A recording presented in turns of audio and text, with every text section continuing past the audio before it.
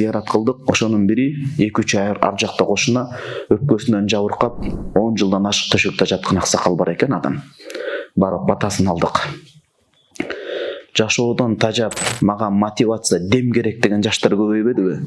Сизге эч кандай дем кереги жок, сизге дем бар, көкүрөгүңүз болгон ачылбай атат. Көзүбүздү май басып атат, биз ойгоно албай атабыз, биз капилеттиктин уйкусунда болуп атабыз.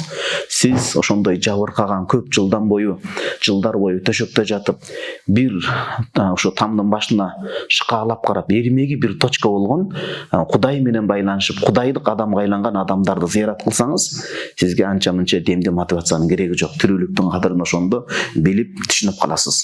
Оорлуу адамды зыярат кылып, өпкөсүнөн аябай оорлуу экен, араң кырылдап дем алат, бирок ошентсе да бизге батасын берди. Кайсыл жерде болбоңуз, элдин батасын алыңыз. Биз сабакта айтабыз, керек болсо мастын дагы батасын алыш керек. Калыс тактыр биягы болбой калды го, кантип мастын батасын алабыз?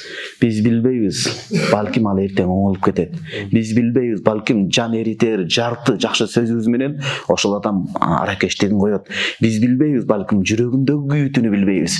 Биз билбейбиз, анын башына келген сыноо бизге келсе, биз көтөрө алат белек, же андан да бетер кетет белек. Ошон үчүн Кудай жараткан калктын экинчи бир калктын үстүнөн шакаба чегип, шерменде чалууга эч кандай акыгысы жок, батага маани беришибиз керек. Анан ал жерден ошол аял затына, ал атабыздын жубайы, энебизге терең ыраазычылык билдиребиз да.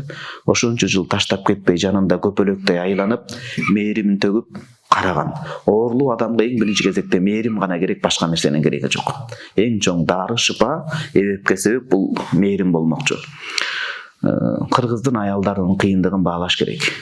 Адатта биз маани бербей, заар кантып, мээримге зар үйдө таштап коебуз, бирок бизге туруп берүүчү бул кыргыздын аялдары мыкты болот да дээринде.